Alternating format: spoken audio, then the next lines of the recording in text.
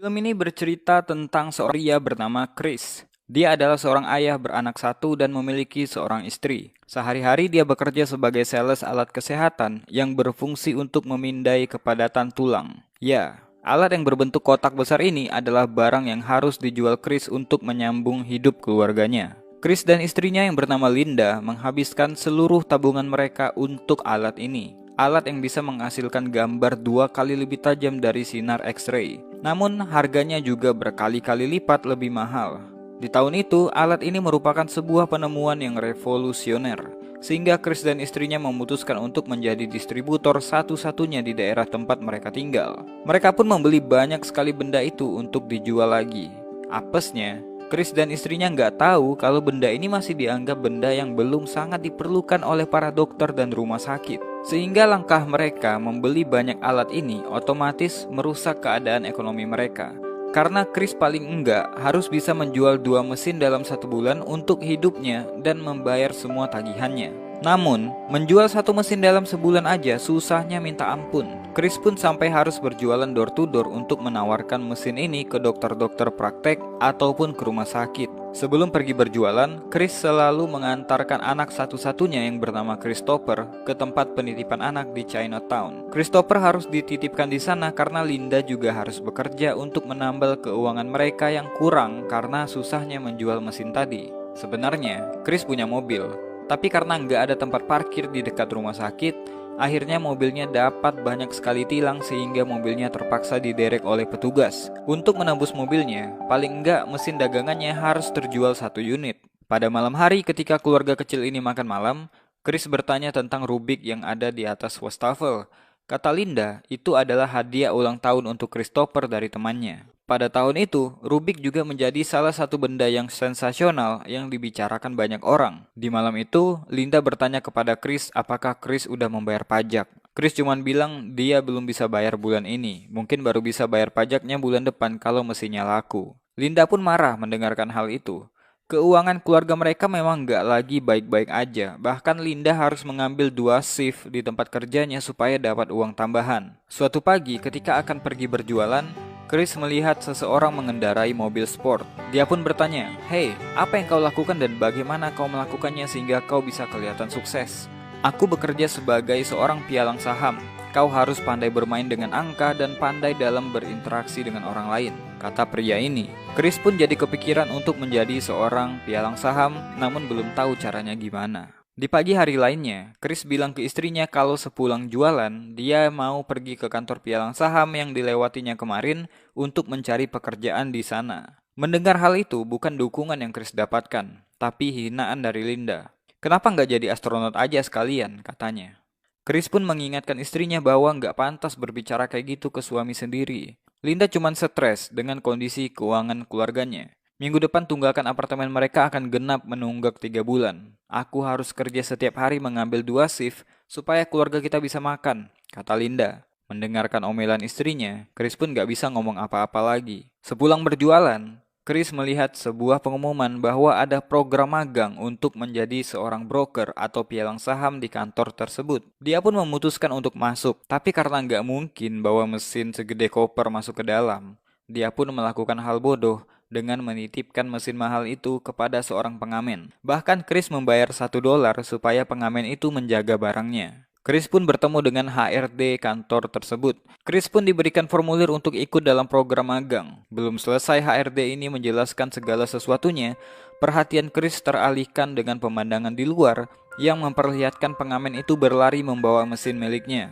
Chris pun panik pergi mengejar pengamen tersebut, namun dia telat karena pengamen itu udah keburu masuk kereta sehingga Chris kesal dan kehilangan 1 mesin mahalnya. Di dalam perjalanan, Chris melihat lagi formulir untuk magang di kantor pialang saham. Setiap bulan akan ada pembukaan untuk 20 orang dalam program magang tersebut. Kemudian, dari 20 orang itu, hanya 1 orang yang akan dipilih bekerja di sana. Pertama kali, Chris harus berjuang masuk ke dalam jajaran 20 orang itu. Karena Chris hanya tamatan SMA, Chris pun mencoba untuk memberikan lamarannya secara pribadi ke seorang pria bernama Jay Twistle untuk mempromosikan dirinya. Namun, karena kantor itu sangat sibuk, Jay hanya bisa mengambil formulirnya Chris. Sambil menunggu panggilan di kantor itu, Chris tetap melanjutkan kegiatannya sebagai penjual mesin kesehatan. Ketika dia akan melakukan janji temu dengan dokter, dia melihat pengamen yang mencuri mesinnya kemarin. Chris pun mengejar perempuan itu dan akhirnya Chris mendapatkan lagi mesin mahalnya untuk dibawa kembali ke rumah. Di rumah, Chris pun mencoba menceritakan harinya kepada Linda. Tapi Linda seakan udah muak dengan Chris. Jadi dia nggak mau dengar apa-apa lagi dari suaminya itu. Sebulan sudah berlalu semenjak Chris memasukkan formulir lamarannya di kantor pialang saham, dia pun bertemu lagi dengan Jay yang ingin naik taksi. Chris mengingatkan bahwa dirinya melamar di kantor itu, tapi Jay yang terburu-buru nggak bisa ngomong banyak dan ingin langsung pergi naik taksi. Chris pun nggak kehilangan akal. Dia berkata bahwa dia punya tujuan yang sama dengan Jay, jadi dia menawarkan untuk pergi bareng. Jay pun mengiyakan. Di dalam taksi, Chris mencoba untuk memanfaatkan waktu sebaik mungkin dengan menceritakan pengalaman-pengalamannya, tapi Jay sibuk dengan Rubiknya dan gak mendengarkan Chris sama sekali. "Sorry, benda ini sulit banget buat diselesaikan," kata Jay. "Aku bisa menyelesaikannya," kata Chris. Jay pun memberikan Rubiknya pada Chris. Dia pun mulai memainkan Rubik itu. Chris memang tamatan SMA, tapi harus diakui, dia pandai sekali dalam matematika. Di dalam mobil ini, Chris harus memutar otaknya sedemikian keras untuk mencuri perhatian Jay Twistle dengan menyelesaikan Rubik itu. Ketika taksi sampai di rumah Jay, Chris pun berhasil menyelesaikan Rubik itu dengan sempurna. Good job. Masalah pun muncul. Chris yang sebelumnya nggak mikir apapun tentang biaya taksi, mulai khawatir melihat argometer yang nggak menjangkau isi dompetnya. Jadi ketika di lampu merah, Chris kabur supaya nggak membayar biaya taksi. Dia pun harus kejar-kejaran dengan supir taksi yang tetap menagih uangnya. Chris pun berhasil meloloskan diri, namun ketika masuk ke dalam kereta, mesinnya ketinggalan di luar dan Chris pun harus merelakan mesin tersebut terlepas dari tangannya. Kejadian itu membuat dirinya pulang telat. Dia pun menelpon Linda. Namun saat itu Linda mengabari kalau dia dan Christopher akan pergi dari rumah karena nggak tahan dengan keadaan ekonomi rumah tangga mereka yang seperti ini. Chris berlari pulang ke rumahnya untuk mencegah istri dan anaknya pergi, namun dia telat. Linda udah mengamasi barang-barangnya dan pergi bersama Christopher. Di saat yang sama, Chris mendapatkan telepon dari Jay yang mengundangnya untuk wawancara di kantor terkait program magang di kantor broker itu. Berkat permainan Rubiknya, Chris akhirnya mendapatkan kesempatan wawancara. Keesokan harinya, Chris melabrak Linda dan berkata kalau Christopher akan ikut dirinya. Linda menyalahkan Chris karena udah menyeret dirinya dan Christopher pada kemiskinan dan berkata kalau dia udah nggak bahagia lagi. Chris bilang Linda sangat lemah menghadapi cobaan hidup. Dia pun menyuruh Linda pergi dan tetap kekeh kalau Christopher akan bersamanya. Jadi ketika sore hari, Chris menjemput Christopher di tempat penitipan anak dan membawanya pulang ke rumah bersamanya. Ketika di rumah, Chris didatangi pemilik apartemen yang menagih uang sewa yang udah nunggak 3 bulan. Chris seperti biasa berjanji akan mendapatkan uang tersebut, namun si pemilik menyuruh Chris untuk mengosongkan rumahnya besok pagi karena akan ada tukang cat yang mau bekerja besok. Namun, karena Chris butuh waktu lagi untuk mencari uang, dia pun menawarkan diri untuk mengecatnya sendiri. Si pemilik pun setuju dan mengizinkan Chris tinggal untuk seminggu lagi. Lengkap sudah masalah Chris. Dia memang bisa tinggal selama seminggu, tapi waktunya malah tersita untuk mengecat apartemen. Lagi asik ngecat, ada polisi datang menangkap Chris karena Chris nggak bayar tilang. Peraturan di negara itu, setiap orang harus membayar tilang kalau nggak mau dipenjara. Sialnya, Chris pun terpaksa harus tinggal di sana sampai besok pagi, sampai masalah verifikasi tilangnya selesai. Chris pun pusing kepala. Gimana dengan Christopher? Gimana dengan wawancaranya besok pagi dengan Jay Twistle? Gimana juga dengan pengecatan yang harus dia selesaikan dengan cepat? Tapi karena itu udah aturannya, Chris pun nggak bisa ngomong banyak. Dia pun menelpon Linda untuk menjaga Christopher malam ini. Untungnya Linda pun setuju membantu Chris menjaga Christopher. Malam itu, Chris tidur di penjara dan keesokan paginya, setelah selesai diverifikasi, dia pun langsung berlari sekencang-kencangnya ke kantor pialang saham untuk ikut sesi wawancara dan gak sempat lagi pulang ke rumah untuk berganti pakaian karena gak ada waktu yang tersisa di pagi itu. Dan tibalah Chris mengikuti sesi wawancara tersebut. Bertemu dengan orang-orang penting perusahaan tempat dia akan magang dengan kondisi pakaian yang bisa dibilang gak pantas dan muka yang penuh dengan noda cat. Untungnya dengan percaya diri, Chris bisa berbicara dengan mantap di sesi wawancara tersebut. Bahkan dia bisa menjelaskan kenapa bisa datang ke kantor dengan pakaian seperti tukang sampah. Chris berbicara dengan jujur dan itu membuat seisi ruangan tertawa. Ketika sesi wawancara selesai, Jay pun memberikan pujian kepada Chris dan berjanji akan mengabarkan kabar baik buat dia.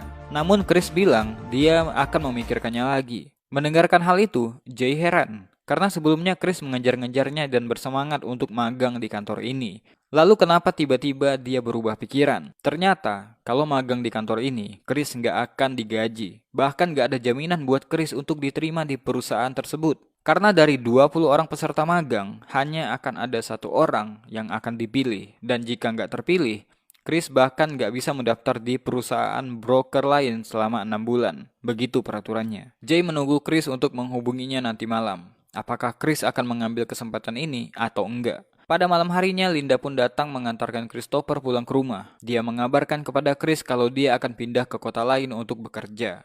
Sehingga, kalau ada kejadian seperti ini, Linda nggak akan bisa membantunya lagi. Linda pun berpamitan pada Chris dan Christopher. Malam itu, Chris pun membuat keputusan. Dia menelpon sekretaris Jay dan mengabarkan kalau dia akan ikut dalam program magang sebagai pialang saham di perusahaan itu. Singkat cerita, karena nggak bisa membayar sewa rumah, Chris dan Christopher pun terpaksa pindah ke sebuah motel yang harganya 2 kali lebih murah dari apartemen mereka.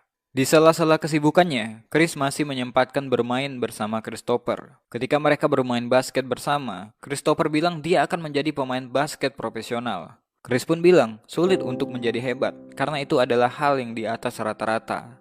Ayah nggak mau kau melempar bola setiap hari, kau juga harus melakukan kegiatan lain, kata Chris kepada anaknya. Mendengarkan hal itu, Christopher pun jadi sedih. Lalu Chris pun bilang kepada Christopher, jangan pernah biarkan orang lain mengatakan padamu kau nggak bisa melakukan apapun, termasuk ayah. Kalau kau punya impian, gapailah itu, titik, kata Chris. Salah satu pesan yang kuat dari film ini buat penonton. Chris pun setelah itu mengajak Christopher ikut menjual mesinnya. Di hari itu, Chris berhasil menjual 1 unit mesin. Hasil penjualannya bisa mencukupi kebutuhannya dan Christopher selama 1 bulan. Hari magang Chris di kantor broker pun dimulai. Dia mulai belajar banyak dasar-dasar menjadi pialang saham di sana. Ketika waktu istirahat, Chris pun keluar. Di sana dia melihat orang gila di stasiun membawa mesin jualannya yang waktu itu nggak bisa masuk di kereta ketika dia lari dari supir taksi. Chris pun mengejar orang gila itu, namun sayang dia tertabrak mobil ketika menyeberang yang membuat dia kehilangan sepatunya. Waktu istirahat tadi jadi kemalangan buat Chris. Dia pun kembali ke kantor tanpa menggunakan sepatu di sebelah kakinya. Singkat cerita, Chris pun mulai terbiasa dengan kerjaan magangnya. Setiap hari, Chris harus mencari klien potensial untuk diprospek. Setiap hari, Chris berlomba-lomba dengan para peserta magang yang lain. Mereka harus mencari prospek sebanyak-banyaknya selama 6 bulan untuk merebut jatah 1 karyawan yang akan diterima pada akhir program magang. Karena Chris nggak bisa kerja sampai malam layaknya peserta lain, dia pun selalu berusaha fokus dalam menghubungi setiap daftar nama. Dia nggak pernah menaruh gagang telepon, bahkan dia nggak pernah banyak minum supaya waktunya nggak habis di toilet. Dengan begitu, dia bisa menghemat waktu 8 menit sehari. Walau cuma 8 menit, itu sangat berharga sekali buat pekerja pialang saham seperti Chris. Ketika itu dia mendapatkan janji ketemu dengan calon klien potensial dan dikasih waktu 20 menit untuk datang ke kantor. Ketika dia akan pergi, supervisor magangnya malah menyuruh Chris untuk memindahkan mobilnya. Mau nggak mau Chris pun menuruti permintaan tersebut. Karena hal itu, Chris jadi telah datang menemui Mr. Ribbon. Namun Chris nggak menyerah. Dia tahu kalau Mr. Ribbon akan menonton pertandingan football, jadi dia ke rumah Mr. Ribbon untuk meminta maaf karena nggak bisa menepati janjinya, kemudian pamit dengan modus mau nonton pertandingan football, padahal nggak juga. Karena mendengar Chris mau menonton football, Mr. Ribbon pun mengajaknya untuk ikut menonton di tempat VIP bersama. Jadi dengan memanfaatkan kesempatan itu, Chris pun mencoba mendekati Mr. Ribbon dan memanfaatkannya untuk menawarkan produk keuangan dari perusahaan tempat dia magang. Namun karena belum lama mengenal Chris, Mr. Ribbon belum mau menerima tawaran itu. Namun hikmahnya, karena Chris berada di lingkaran orang-orang kaya, dia pun jadi mendapatkan tambahan daftar nama untuk dia tawarkan produk keuangannya. Kehidupan Chris pun berjalan normal seperti biasa, tinggal di motel, magang di perusahaan broker, dan semua mesin kesehatannya berhasil dia jual semuanya. Chris pun jadi punya cukup uang untuk bertahan sampai suatu hari dia mendapatkan surat dari perpajakan. Karena Chris nggak bayar pajak, mereka mengecek rekening bank yang Chris punya dan mengambil semua uang yang ada di sana untuk membayar pajak. Sebuah aturan yang ngeri banget di Amerika. Seketika, Chris pun bangkrut, gak punya apa-apa kecuali sedikit uang di dompetnya. Dia pun jadi galau menjalani hari. Ketika menemani Christopher bermain di taman, dia melihat orang gila yang memungut mesin kesehatannya ketika di stasiun. Chris pun lalu berlari mengejar orang gila itu dan mendapatkan mesinnya kembali. Dia pun lalu bergegas mencoba menjual mesin itu kemana-mana untuk mendapatkan uang. Ketika mendapatkan calon pembeli yang tertarik dengan mesinnya, sial buat Chris, mesinnya rusak dan gak mau menyala. Cobaan buat Chris belum habis sampai di situ. Ketika mereka pulang ke motel, mereka menemukan barang-barang mereka diletakkan di luar, tanda mereka udah diusir dari motel tersebut. Chris dan Christopher pun terpaksa menggelandang di stasiun. Gak tahu mau ngapain, gak tahu mau kemana. Yang Chris lakukan hanyalah menunggu di sana sampai stasiun sepi. Di stasiun itu dia mengajak anaknya bermain. Berpura-pura mesin yang dia bawa adalah mesin waktu. Mereka menjelajah ke zaman dinosaurus dan menjadi manusia gua. "Awas, ada T-Rex. Ayo kita lari mencari gua perlindungan," kata Chris. Mereka pun masuk ke toilet umum. Kemudian, beralaskan tisu toilet, Chris terpaksa menidurkan Christopher di sana.